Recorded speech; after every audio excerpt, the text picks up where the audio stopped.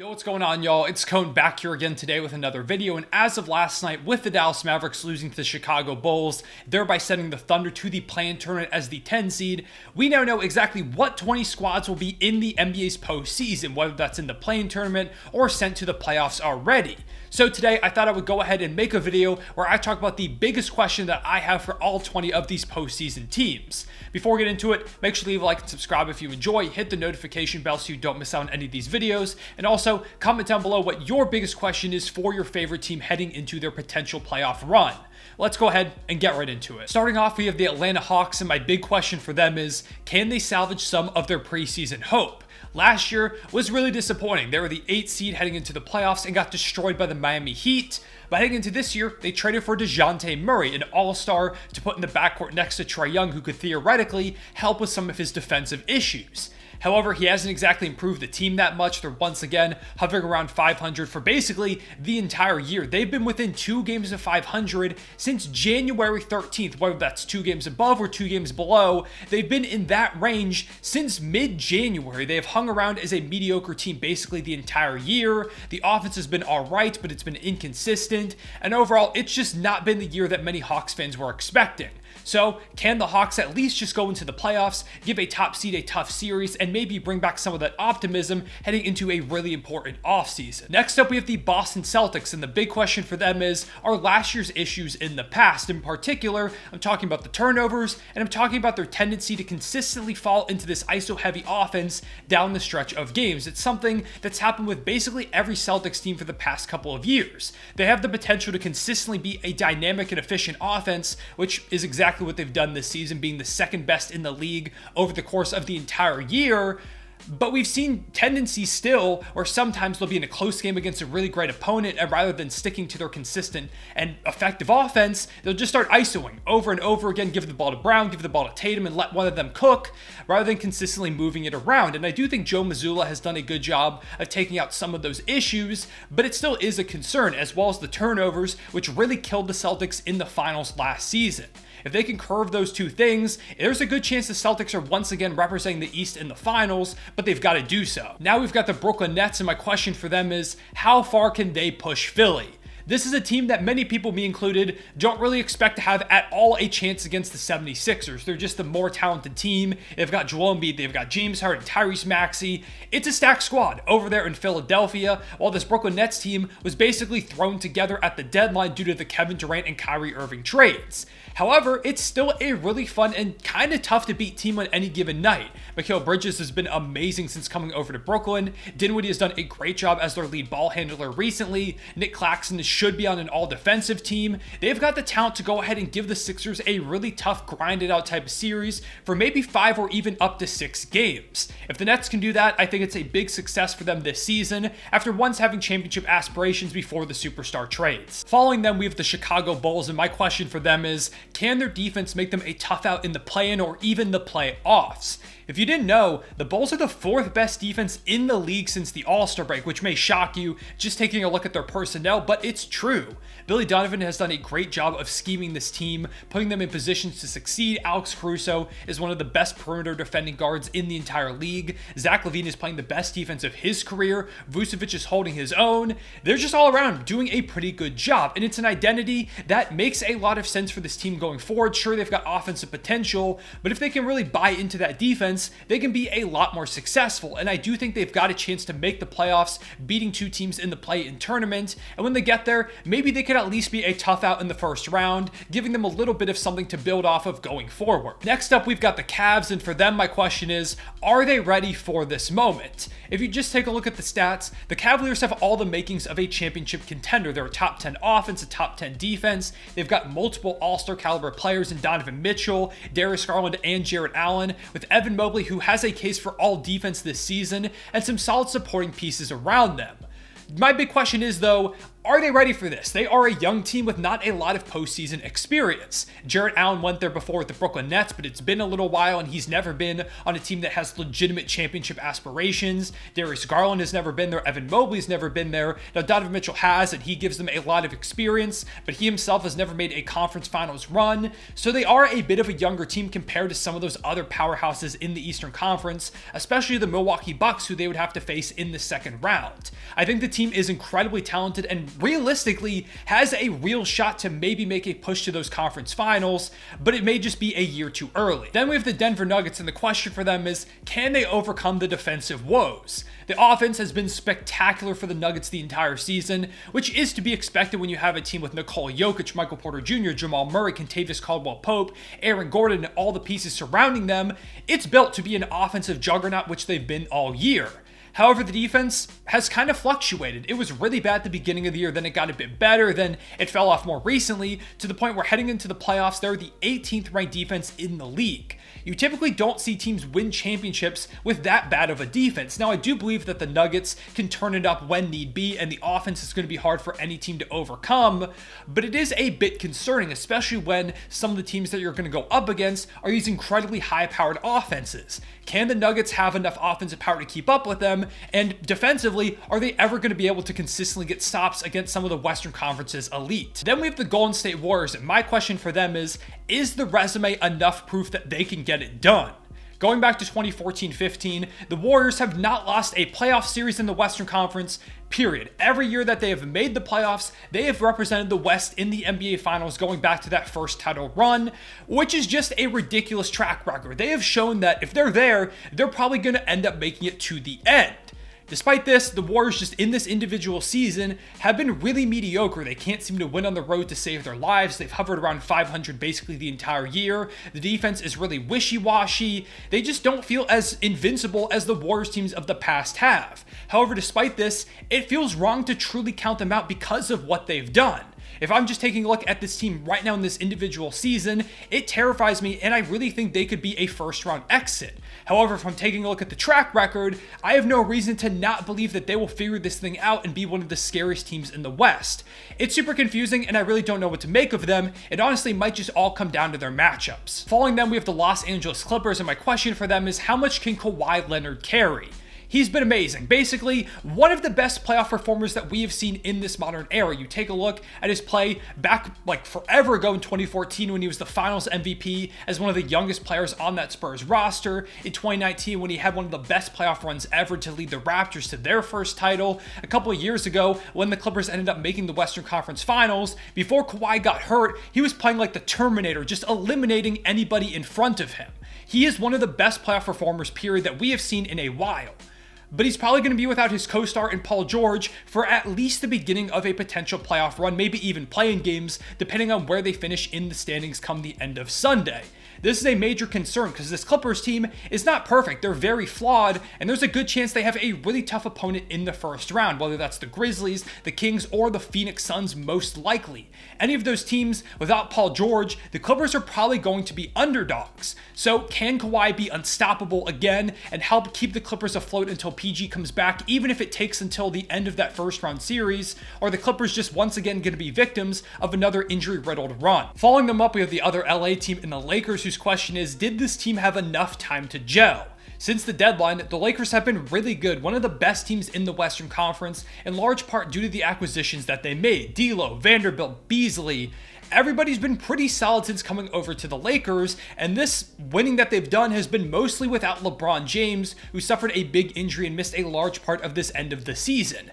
Which is part of why I'm kind of concerned, because the Lakers, in theory, adding LeBron James to the mix, should be maybe one of the contenders in the Western Conference. I don't really know, I haven't decided with them, but they do seem like a team that could pull off a first and maybe even second round upset.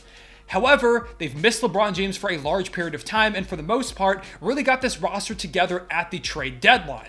We don't typically see teams that make those massive deadline moves and large quantities of them at that. we typically don't see those teams really work out in their first playoffs together. Typically, it's the next season where the team really comes together. So with them going up against like a Nuggets, a Kings, or a Grizzlies team, they've largely been together for the entirety of the season. I'm a bit concerned with how they would eventually perform in those series. Going up against teams with just a lot more continuity is one of my biggest concerns. But if the Lakers can overcome that, they're one of the scarier teams in the West. Next up, we have the Memphis Grizzlies, whose question is, how will they fare with their front court issues? If you didn't know, Brandon Clark is out for the entire season with an Achilles injury, and Steven Adams also announced today will not be playing for the entirety of the Grizzlies' playoff run. These are two really big pieces of their front court and immediately take away a lot of the depth that they've built up in that category. They're going to need some big step-ups from guys like David Roddy, Xavier Tillman, Kenneth Lofton Jr., who they just signed to an NBA deal today so that he is playoff eligible, as well as Jaren Jackson Jr., who is prone to foul problems, and they need him in the game as much as possible. So if they're relying on him a lot more to play some high-level anchoring down low, he gets into some foul trouble, suddenly the Grizzlies can start spiraling and losing a lot of games without their maybe defensive player of the year in Jaren Jackson Jr. They're going to have to overcome this. The young guys are going to have to step up in a big way. And if they can't, the Grizzlies might be in for an early exit. Next up, we have the Miami Heat, whose question is, how much can Jimmy Butler do? Jimmy's been one of the best playoff performers in the entire NBA over the past few seasons. He brought the Heat to the finals in 2020, nearly did it again last year, losing in Game 7 to the Boston Celtics. What can he do this year? The answer is probably not nearly as much, because they're in the play-in tournament right now. The roster that he's on is incredibly flawed. They've got some good players like Bam Adebayo and Tyler Hero, but outside of that, it's just a lot of solid role players, most of whom are kind of inconsistent. I don't think anybody expects this Heat team to make real noise in the playoffs, but I do believe that they could at least make the series really tough on maybe the Bucks or the Celtics if they make it out of the play-in tournament, and a lot of that is going to come down to the play of Jimmy Butler. Next up, we have the Milwaukee Bucks, whose question is, will we see the usual Chris Middleton over the course of this run? When they won the finals, Chris came up huge time and time again, and I do expect that he will do so this season too, but at the same time, he spent most of the year rehabilitating that knee injury, which has led to him playing a lot less minutes. He hasn't started as many games as usual. His performance hasn't been quite up to the standard of old, and while he's been getting better over the course of the season, I am still a bit worried that they didn't give him enough run here at the end of the year to get into a true rhythm heading into the playoffs. I do believe that their first round series, which should probably not take too long for the Milwaukee Bucks, will give him a good chance to really get back into rhythm before they play some tougher teams later on. But if Chris Middleton isn't up to the Chris Middleton of old throughout this run, things are going to get a lot more difficult on Milwaukee. Next up, we have the Minnesota Timberwolves, who have kind of had the same question the entire season. Can Cat and Gobert coexist together in the front court? I feel like we would probably get an answer over the course of this season, and some people will tell you that we did, it won't work. But at the same time, those two guys only played 25 games together this entire season, because Cat missed almost the whole year being out with injury since basically Black Friday and just barely coming back recently. When they've been together over the course of these recent games, they've looked pretty solid. Now they've had some terrible losses in that mix, but overall in the minutes together, I feel like it's a lot better than it was at the beginning of the season. However, over their 25 games that they played together, they only went 12-13, which is a below 500 record for a team that's trying to make a playoff run, having these two guys as some of the best on their roster. We've also seen a tendency of teams to play smaller in the playoffs, which going up against these two bigs, they have to learn to punish it, and I don't really know if they can. So ultimately, that may be one of their biggest issues heading into the play-in tournament or maybe even the playoffs, and I think this will be the first real big test for this duo. Then there's the New Orleans Pelicans, whose question is, can Brandon Ingram do it again? Last year, they made a run in the play-in tournament because of Brandon Ingram, and when they got to the playoffs, again, BI was unstoppable, helping lead the Pelicans to a 6-game series against the Phoenix Suns without Zion Williamson. Flash forward a year till now, they're once again trying to have to make probably a play-in run without Zion Williamson, and maybe even a playoff run without him, because there is still no real timetable for his return. It's a shame that Zion can't seem to stay healthy, because at the beginning of the year, when he was healthy, they were one of the best teams in the Western Conference, and if he was able to come back over these last few games, work back into shape, play through the play-in tournament, and enter the playoffs, the Pelicans would be a terrifying matchup for one of those top seeds. But once again, being without Zion, it's going to come down to Brandon Ingram being superhuman for the Pelicans to make any substantial noise. Then there's the New York Knicks, whose question is, will Julius Randle show up? Back a couple years ago when they made the playoffs and Julius Randle was an all-NBA player, he was the most improved player, he looked like a budding star for the team. he kind of disappeared in the playoffs against the Atlanta Hawks. DeAndre Hunter gave him problems. The Hawks basically just focused him down and completely neutralized him. He kind of disappeared. And last season, he had a really down year to the point now where he's bounced back. He was once again an all-star. He made an all-NBA case. And hopefully, this is the year where he actually shows up in the playoffs. I do think Jalen Brunson being part of this team will give him a big boost. But going up against Evan Mobley is a bit concerning, and if he doesn't show, the Knicks are going to be a first-round exit, and it probably won't be a long series. Then we have my Oklahoma City Thunder, whose question is, who's going to step up alongside Shai Gilgeous-Alexander? I believe Shai is in for an incredible play-in and maybe even playoff run. This is his first time making the playoffs as our #1 top guy. He did make it a couple times before in his career, once in his first season with the Chris Paul Thunder and once as a rookie, but this is the first time where he's been kind of the face of the franchise guy, expected to go out and dominate every single game, and I think he will. The question is, who else steps up alongside him to help the Thunder sustain a run? I think J-Dub can, Josh Giddey could, Lou Dort locked down James Harden a couple years ago, so maybe he steps up. The Thunder are going to need a couple of guys to do so to make it out of the play-in and into the playoffs, but I do believe that there are guys that have the potential to do so. Then we have the Philadelphia 76ers, whose question it feels like every year is, can they just stay healthy? This roster on paper is really good. Embiid, Maxey, Harden, PJ Tucker, Tobias Harris, Jalen McDaniels has been good since he got there, DeAnthony Melton. It's a solid roster all around, but they just never seem to stay healthy. Joel Embiid always suffers some kind of injury. Same with James Harden the past couple of years. If they can just stay healthy, the Sixers can beat probably anybody in the Eastern Conference.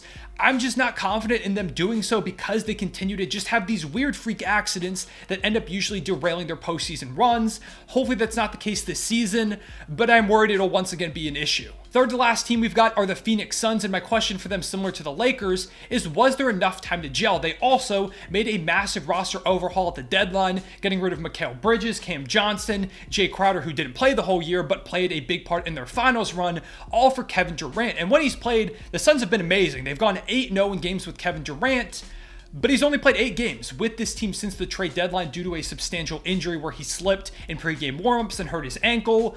I don't believe it's going to be a massive issue because I think KD is just one of those plug-and-play players, and even without him, they've still been good, but it is just something to keep in mind with this Phoenix team, although I don't think it's really going to be that big of an issue, and the Suns are probably one of my biggest favorites to come out of the West. Second to last team are the Sacramento Kings, whose question is the playoff inexperience going to ultimately hurt them?